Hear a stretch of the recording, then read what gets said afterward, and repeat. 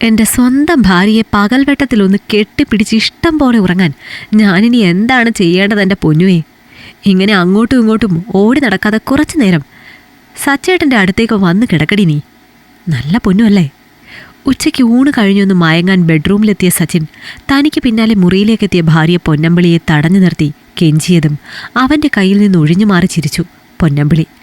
സച്ചേട്ടന് ആകെ ആഴ്ചയിൽ ഒരു ലീവ് കിട്ടണതല്ലേ? സ്വസ്ഥമായിട്ട് കിടന്നുറങ്ങിക്കോ. ഞാനപ്പുറത്ത് ചേച്ചിയുടെയും കുഞ്ഞിച്ചേക്കൻ്റെ അടുത്തുണ്ടാവും. എന്നെ അടുത്ത് കണ്ടില്ലെങ്കിൽ അപ്പോൾ കരയും അവൻ.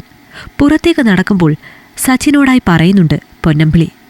എൻ്റെ പൊന്നു, നിനക്ക് ഇത്തിരി നേരമെങ്കിലും ഒന്ന് കിടന്നൂടെ കൊച്ചേ? അതെപ്പോൾ നോക്കിയാലും ആ പൊടിക്കൊച്ചിൻ്റെ അടുത്താണല്ലോ നീ. നിന്റെ വെപ്രാളവും തിരക്കും കണ്ടാൽ ആളുകൾ കരുതും അത് നീ പറ്റ കുഞ്ഞാണെന്ന്. പൊന്നു വാതിൽ തുറന്ന് പുറത്തേക്ക് ഇറങ്ങുന്നതിനിടയിൽ തൻ്റെ അമ്മ പൊന്നുവിനോട് പറയുന്നത് കേട്ടു സച്ചിൻ. അമ്മയ്ക്കുള്ള മറുപടിയൊന്നും പൊന്നുവിൽ നിന്ന് വരാതെ ആയതും അവൾ തനിക്ക് തന്നതുപോലെ ഒരു ചിരി അമ്മയ്ക്ക് നൽകിയിട്ട് തൻ്റെ ചേച്ചിയുടെ മുറിയിലേക്ക് കയറിയിട്ടുണ്ടാവുമെന്ന് ഉറപ്പിച്ചു സച്ചിൻ. എന്തോ അപ്പോൾ സച്ചിൻ്റെ മുഖമൊന്ന് മങ്ങി. തൻ്റെ വിവാഹം കഴിഞ്ഞിട്ടിപ്പോൾ 6 മാസമാകുന്നു. തൻ്റെ ചേച്ചിയുടെ പ്രസവം കഴിഞ്ഞിട്ട് 4 മാസവും. വിവാഹം കഴിഞ്ഞ ആദ്യ നാളുകളിൽ മാത്രമേ പൊന്നു തന്നോടൊപ്പം പൂർണ്ണമായി എന്തിനും ഉണ്ടായിരുന്നിട്ടുള്ളൂ. പിന്നീട് മെല്ലെ അവൾ തൻ്റെ ചേച്ചിയിലേക്കും ചേച്ചിയുടെ കുഞ്ഞി ചെക്കനിലേക്കും മാത്രമായി ഒതുങ്ങി. താൻ ജോലിസ്ഥലത്ത് നിന്ന് വരുന്ന ദിവസങ്ങളിൽ തൻ്റെ ഒരു ഉറക്കം കഴിയുമ്പോഴായിരിക്കും കിടക്കാൻ അവൾ റൂമിലേക്ക് എത്തുന്നത് പോലും. എത്ര വൈകി കിടന്നാലും വെളുപ്പിന് തന്നെ അവൾ തനിക്കരികിൽ നിന്ന് എഴുന്നേറ്റു പോകും. മനസ്സ് തുറന്ന് അവളോടൊന്ന് ചിരിച്ച് സംസാരിച്ചിട്ട് തന്നെ നാളുകളേറെ ആയിരിക്കുന്നു. തന്നോടെന്തെങ്കിലും ഇഷ്ടക്കുറവോ താല്പര്യക്കുറവോ ഉണ്ടോ പൊന്നമ്പിളിക്ക്? ചിന്തകൾ കാട് കയറി തുടങ്ങിയതും തലയൊന്നു കുടഞ്ഞ് കണ്ണുകളടച്ച് ബെഡിലേക്ക് കിടന്നു സച്ചിൻ. എന്താടി, എൻ്റെ ആങ്ങള നിന്നെ ഇപ്പോഴവൻ്റെ കൂടെ കിടക്കാൻ ക്ഷണിച്ചില്ലേ? നിന്റെ കൂടെ കെട്ടിമറിയാനുള്ള പൂതി മൂത്തിട്ടല്ലേ ഓരോ ആഴ്ചയും അവൻ ഇങ്ങോട്ടേ കെട്ടിയെടുക്കുന്നത്? നാണമില്ലാത്തവൻ, പെണ്ണിനെ കാണാത്തവൻ. സച്ചിൻ്റെ സഹോദരി സാന്ദ്ര തൻ്റെ അടുത്തേക്ക് വന്ന് പൊന്നുവിൻ്റെ ചുമലിൽ അല്പം കനത്തിൽ തന്നെ ഒന്ന് അടിച്ചു ചോദിച്ചതും നിറമിഴികളോടെ ഒന്നും മിണ്ടാതെ അവളെ നോക്കി തലകുനിച്ചു പൊന്നു. അവൻ ക്ഷണിക്കുകയൊക്കെ ചെയ്തു മോളെ. ഇവൾക്കും ഉണ്ടാശ അവൻ്റെ കൂടെ കിടന്ന് ശൃംഗരിക്കാൻ. പക്ഷെ ഞാൻ സമ്മതിച്ചിട്ട് വേണ്ടേ? തന്തയും തള്ളെ ഒന്നുമില്ലാതെ വല്ലവൻ്റെ അടുക്കളയിൽ എച്ചിൽ പാത്രം കഴുകി നടന്നവള് കയ്യും കലാശവും കാട്ടി ഞങ്ങളുടെ ചെക്കനെ മയക്കിയെടുത്തു. നീ എന്താടി വിചാരിച്ചത്? അവനെ കെട്ടിയ ഇവിടെ കൊച്ചമ്മയായി വാഴാമെന്നോ? ആ പൂതി നിന്റെ മനസ്സിലിരിക്കത്തേ ഉള്ളൂ. ഇവിടെ ചിലവാകില്ല. ഇവിടെ ഞങ്ങൾ പറയും, നീ കേൾക്കും. മനസ്സിലായോടി? സച്ചിൻ്റെ അമ്മ പൊന്നുവിൻ്റെ കവിളത്ത് അവൾക്ക് വേദനിക്കാൻ പാകത്തിലൊന്ന് കൊടുത്തു. പറഞ്ഞതും തേങ്ങലുയർന്നു പൊന്നുവിൽ നിന്നും. ശബ്ദം കേൾക്കരുത് വെളിയിൽ. അവൻ ഉറങ്ങിയിട്ടുണ്ടാവും. എഴുന്നേൽക്കു മുമ്പ് ഈ വീടിനകമൊന്ന് അടിച്ചു തുടച്ചിട്ടേക്ക്. അത് കഴിഞ്ഞ് കൊച്ചിൻ്റെ മൂത്രത്തുണികളും ഞങ്ങൾ കുളിച്ചു മാറിയതും എല്ലാം എടുത്ത് അലക്കിയിട്ടേരെ. ശബ്ദം കടിച്ചമർത്തി പൊന്നുവിനെ നോക്കി രൂക്ഷമായ അമ്മ പറഞ്ഞതും ഭയത്തിൽ കണ്ണടച്ചു പോയി പൊന്നു. അല്ലമ്മേ, ഇവള് രാവിലെ ഇവിടെയൊക്കെ അടിച്ചു തുടച്ചതല്ലേ? മുറിയിൽ നിന്ന് പൊന്നു പുറത്തേക്ക് ഇറങ്ങാൻ തുടങ്ങിയതും അവൾക്ക് കേൾക്കാൻ പാകം ചോദിച്ചു സാന്ദ്ര.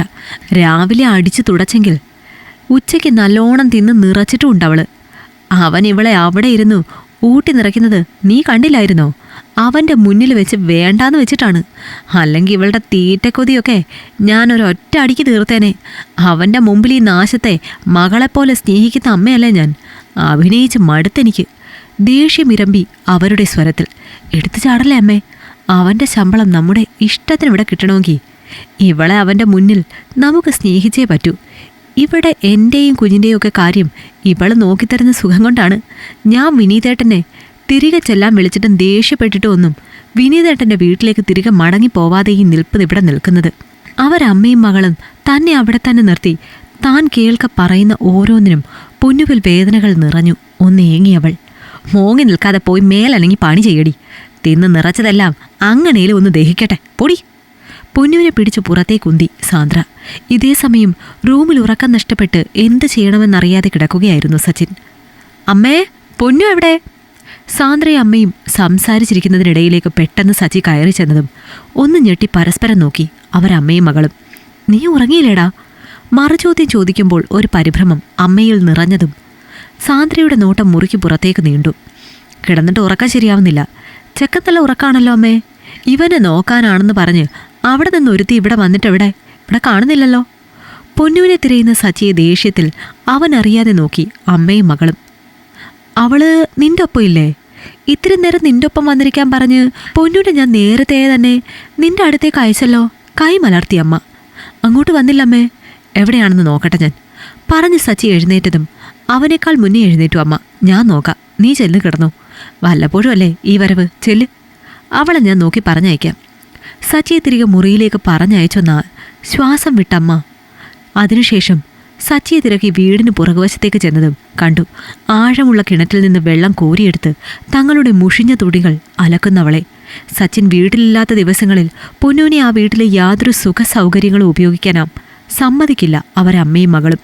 വെള്ളമടിക്കുന്ന മോട്ടർ മുതൽ മിക്സി ഉൾപ്പെടെ അടുക്കളയിലുള്ള ഉപകരണങ്ങളിൽ വരെ വിലക്കാണ് പൊന്നുവിന്. കുളിച്ചീറൻ മുടിയോടെ തനിക്കരികിലേക്ക് വന്ന പൊന്നുവിനെ സൂക്ഷിച്ചു നോക്കി സച്ചി. കൊച്ചിനെ നോക്കാനെന്ന് പറഞ്ഞു പോയിട്ട് നീ കുളിക്കുമായിരുന്നോ പൊന്നു? അവളുടെ ഈറൻ മുടിയിൽ തൊട്ട് ചോദിക്കുമ്പോൾ വല്ലാതൊന്ന് വിങ്ങിയിരുന്നു അവൻ്റെ ശബ്ദം. അത് സച്ചേട്ടാ, മോൻ മൂത്രമൊഴിച്ചു ദേഹത്ത്, അതുകൊണ്ട് കുളിച്ചതാണ്. അമ്മ പറഞ്ഞു പഠിപ്പിച്ചു വിട്ടത് അതുപോലെ പറഞ്ഞവൾ. അലക്കി വിരിച്ചപ്പോൾ നനഞ്ഞു പോയതാണെന്ന് പറയാൻ പറ്റില്ലല്ലോ. തന്നെ നോക്കാതെ മറ്റെങ്ങോ നോട്ടമയച്ച് പറയുന്നവളെ വാരി തൻ്റെ നെഞ്ചോരം അണച്ചു പിടിച്ചു സച്ചിൻ. വാതിലും അടച്ചു കുറ്റിയിട്ട് തന്നെയും കൊണ്ട് കിടക്കയിലേക്ക് വീഴുന്നവനെ മുഖമുയർത്തി നോക്കിയതും പകച്ചു പൊന്നു. നിറഞ്ഞൊഴുകുന്നുണ്ട് സച്ചിൻ്റെ വിഴികൾ. ആകെ ഭയന്ന പൊന്നു എന്തോ ചോദിക്കാനൊരുങ്ങിയതും അവളുടെ ചുണ്ടിനെ തൻ്റെ ചുണ്ടുകൾ കൊണ്ട് പൊതിഞ്ഞിരുന്നു സച്ചിൻ. അന്നാ ദിവസം സച്ചിൻ തനിക്കരികിൽ നിന്ന് എങ്ങോട്ടും വിട്ടയച്ചില്ല പൊന്നുവിനെ. അമ്മയുടെയും സാന്ദ്രയുടെയും നോട്ടങ്ങളിൽ ഭയന്ന് പലവട്ടം പൊന്നു അവനരികിൽ നിന്ന് എഴുന്നേറ്റ് പോകാൻ ശ്രമിച്ചതും അവർക്ക് മുന്നിൽ വെച്ച് തന്നെ അവളെ തൻ്റെ ശരീരത്തിലേക്ക് ഇറുക്കി ചേർത്ത് പിടിച്ചു സച്ചിൻ. അന്നത്തെ ആ രാത്രിക്ക് ശേഷം നേരം പുലർന്നതും വീടിനകം കിടക്കുന്നത് കണ്ടാകെ ഞെട്ടി അമ്മയും സാന്ദ്രയും. ഡൈനിങ് ടേബിളിൽ ഉൾപ്പെടെ ഹാളിലെ സകല വസ്തുക്കളും നശിപ്പിച്ചിട്ടിരിക്കുന്നു. TV എല്ലാം നിലത്തു കിടപ്പുണ്ട്. അടുക്കളയിലെ സ്ഥിതി മോശമല്ല. വീണ്ടും ഒരിക്കൽ കൂടി ഉപയോഗിക്കാൻ പറ്റാത്ത വിധം തകർക്കപ്പെട്ട അടുക്കള ഉപകരണങ്ങൾ അവിടെ നിരന്നു കിടന്നു. അമ്മേ, നീ കിണറ്റിലെ മോട്ടറും വാഷിംഗ് മെഷീനും എല്ലാം മുറ്റത്ത് കിടക്കുന്നു. സാന്ദ്ര കൈ ചൂണ്ടി മുറ്റത്തേക്ക്. ഇതാരാ ഇതെല്ലാം ചെയ്തു വെച്ചേക്കുന്നത് ഈശ്വരാ? നീ ചെന്ന് സത്യയെ വിളിക്ക്, അവനൂടി കാണട്ടെ ഇത്. എത്രായിരം രൂപയുടെ മുതലാണ്? നെഞ്ചതടിച്ചു അമ്മ. അമ്മേ, ഞങ്ങൾ ഇറങ്ങാണ്. സച്ചിൻ ചുറ്റും സംഭവിച്ചതൊന്നും കണ്ടതേയില്ല എന്ന ഭാവത്തിൽ വന്നു നിന്ന് പറഞ്ഞതും ഞെട്ടിയവർ. സച്ചിനൊപ്പം യാത്രയ്ക്ക് പാകത്തിൽ ഒരുങ്ങി വന്നവളെ കണ്ട്, മോനെ, അതൊക്കെ ഞാൻ നശിപ്പിച്ചതാണമ്മേ. എൻ്റെ ഭാര്യയ്ക്ക് ഉപയോഗിക്കാൻ അനുവാദമില്ലാതിരുന്ന ഒന്നും ഇനി ഈ വീട്ടിലുണ്ടാവില്ല, ഞാനും ഉണ്ടാവില്ല.